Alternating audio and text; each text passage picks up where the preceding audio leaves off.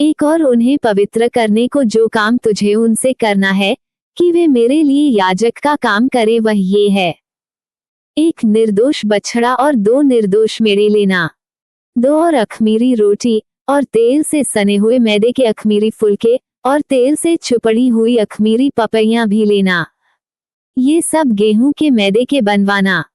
3 इनको एक टोकरी में रखकर उस टोकरी को उस बछड़े और उन दोनों मेंढों समेत समीप ले आना। 4 फिर हारून और उसके पुत्रों को मिलाप वाले तंबू के द्वार के समीप ले आकर जल से नहलाना।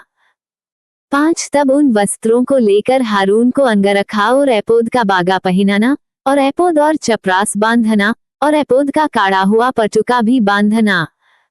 6 और उसके सिर पर पगड़ी को रखना और पगड़ी पर पवित्र मुकुट को रखना। 7 तब अभिषेक का तेल ले उसके सिर पर डालकर उसका अभिषेक करना। 8 फिर उसके पुत्रों को समीप ले आकर उनको अंगरखे पहनाना। 9 और उसके अर्थात हारून और उसके पुत्रों के कमर बांधना और उनके सिर पर टोपियां रखना, जिससे याजक के पद पर सदा उनका हक रहे। इसी प्रकार हारून और उसके पुत्रों का संस्कार करना। 10 और बछड़े को मिलाप वाले तंबू के सामने समीप ले आना और हारून और उसके पुत्र बछड़े के सिर पर अपने अपने हाथ रखें। 11 तब उस बछड़े को यहोवा के सम्मुख मिलाप वाले तंबू के द्वार पर बलिदान करना। 12 और बछड़े के लोहू में से कुछ लेकर अपनी उंगली से वेदी के सींगों पर लगाना और शेष सब लोहू को वेदी के पाए पर उंडेल देना। 13 और जिस चर्बी से अंतड़ियां ढपी रहती हैं और जो झिल्ली कलेजे के ऊपर होती है, उनको और दोनों गुर्दों को उनके ऊपर की चर्बी समेत लेकर सबको वेदी पर जलाना। 14 और बछड़े का मांस और खाल और गोबर छावनी से बाहर आग में जला देना, क्योंकि यह पापबलि होगा। 15 फिर एक मेढ़ा लेना और हारून और उसके पुत्र उसके सिर पर अपने अपने हाथ रखें। 16 तब उस मेढ़े को बलि करना और उसका लोहू लेकर वेदी पर चारों ओर छिड़कना। 17 और उस मेढ़े को टुकड़े टुकड़े काटना और उसकी अंतड़ियों और पैरों को धोकर उसके टुकड़ों और सिर के ऊपर रखना। 18 तब उस पूरे मेढ़े को वेदी पर जलाना, वह तो यहोवा के लिए होमबलि होगा, वह सुखदायक सुगंध और यहोवा के लिए हवन होगा। 19 फिर दूसरे मेढ़े को लेना और हारून और उसके पुत्र उसके सिर पर अपने अपने हाथ रखें। 20 तब उस मेंढे को बलि करना और उसके लोहू में से कुछ लेकर हारून और उसके पुत्रों के दाहिने कान के सिरे पर और उनके दाहिने हाथ और दाहिने पांव के अंगूठों पर लगाना और लोहू को वेदी पर चारों ओर छिड़क देना। 21 फिर वेदी पर के लोहू और अभिषेक के तेल, इन दोनों में से कुछ कुछ लेकर हारून और उसके वस्त्रों पर और उसके पुत्रों और उनके वस्त्रों पर भी छिड़क देना, तब वह अपने वस्त्रों समेत और उसके पुत्र भी अपने अपने वस्त्रों समेत पवित्र हो जाएंगे। 22 तब मेढ़े को संस्कार वाला जानकर उसमें से चर्बी और मोटी पूंछ को और जिस चर्बी से अंतड़ियां ढपी रहती हैं उसको और कलेजे पर की झिल्ली को और चर्बी समेत दोनों गुर्दों को और दाहिने पुट्ठे को लेना। 23 और अख़मीरी रोटी की टोकरी जो यहोवा के आगे धरी होगी, उसमें से भी एक रोटी और तेल से सने हुए मैदे का एक फुलका और एक पापड़ी लेकर 24 इन सब को हारून और उसके पुत्रों के हाथों में रखकर हिलाए जाने की भेंट ठहरा के यहोवा के आगे हिलाया जाए।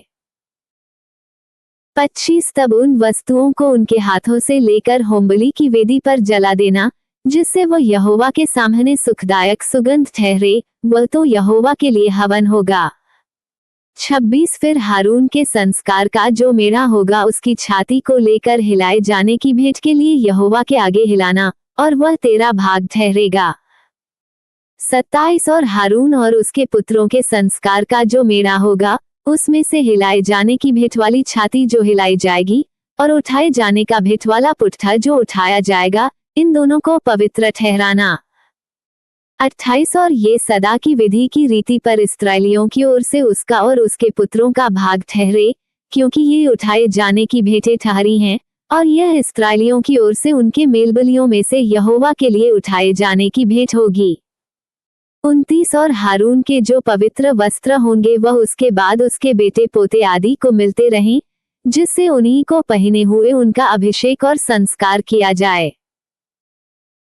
30 उसके पुत्रों के जो उसके स्थान पर याजक होगा, वह जब पवित्र स्थान में सेवा टहल करने को मिलाप वाले तंबू में पहले आए, तब उन वस्त्रों को 7 दिन तक पहने रहें। 31 फिर याजक के संस्कार का जो मेढ़ा होगा उसे लेकर उसका मांस किसी पवित्र स्थान में पकाना।